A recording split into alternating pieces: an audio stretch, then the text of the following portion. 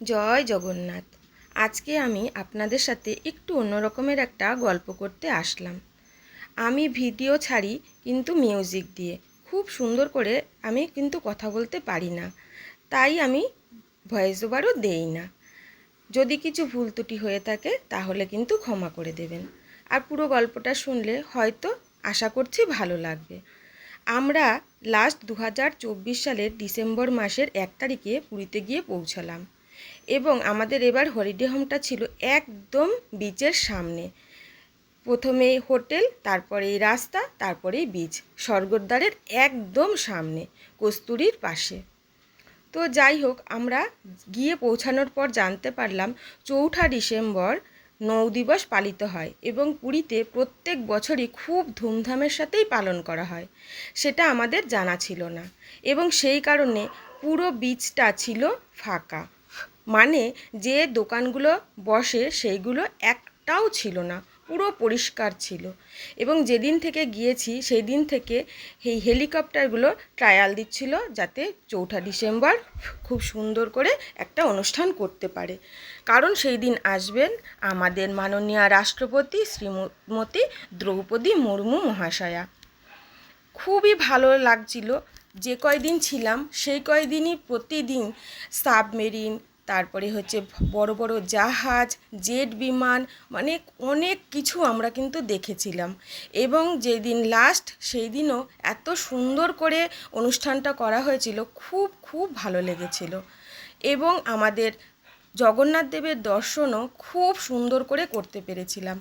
অনেকে সময় আর কি ঘন্টার পর ঘন্টা লাইনে দাঁড়িয়ে তারপরে মহাপ্রভুর দর্শন পেতে হয়, কিন্তু আমরা 10 থেকে 15 মিনিটের মধ্যে আমরা ভগবানের দর্শন করতে পেরেছিলাম। খুব সুন্দর কিন্তু হয়েছিল। এবং আমার এই ভিডিওগুলো যেহেতু ফোন দিয়ে আমি তুলেছি, তাই হয়তো খুব সুন্দর করে বোঝা যাচ্ছে না কি, এবং অনেক হয় বড় যেহেতু হয়ে যাচ্ছিল, তাই কিছু কিছু আমি অংশ কেটেও দিয়েছি।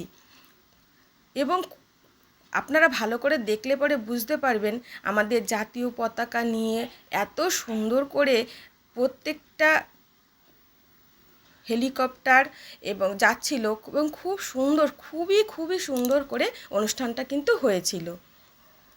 যাই হোক, সবই ভালোই চলছিল। যেই দিন আমরা আসব সেই দিনই যেহেতু অনুষ্ঠানটা ছিল, তাই জন্য আমাদের অসুবিধাটা সেই দিনই হয়েছে। কারণ প্রায় লক্ষ লক্ষ লোক সেই দিনকার যেহেতু রাষ্ট্রপতি আসছিলেন, সেই জন্য ওনাকে দেখার জন্য এবং এই অনুষ্ঠানটা দেখার জন্য আসছিলেন।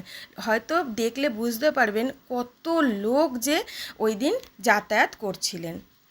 তো এবার হচ্ছে সমস্যা, যেটা আমাদের ট্রেন যেহেতু সন্ধ্যাবেলা ছিল, তাই আমাদের বিকেল বা সন্ধ্যাবেলা আমাদের টোটো করে স্টেশনে আসতে হবে।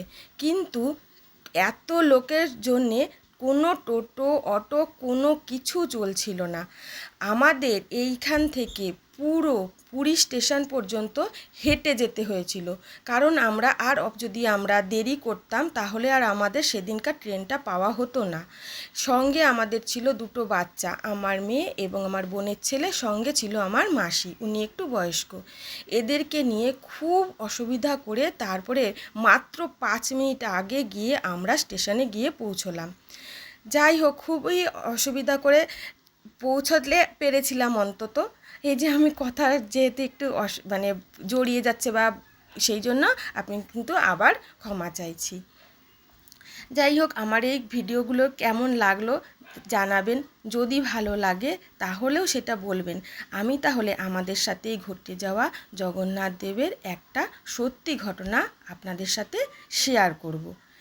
আর দেখুন কেমন লাগছে। আমি যেহেতু বলছি আমার ফোন দিয়ে তোলা, আমার ফোনটাও সেরকম একটা খুব সুন্দর নেই, তাই জন্য হয়তো খুব একটা ভালো বোঝা যাচ্ছে না। তবে খুব সুন্দর হয়েছিল। লক্ষ লক্ষ মানুষ, মানে এইরকম আমি কোনো দিনই দেখিনি। পুরীতে যেহেতু অনেকবারই গেছি, হয়তো বাঙালিরা অনেকেই অনেকবারই গেছেন, কিন্তু এই রকম দৃশ্য আমার চোখে আগে কোনো দিনও পড়েনি। কেমন লাগলো? যদি ভালো লেগে থাকে তাহলে কিন্তু অবশ্যই কমেন্ট করে জানাবেন। ধন্যবাদ।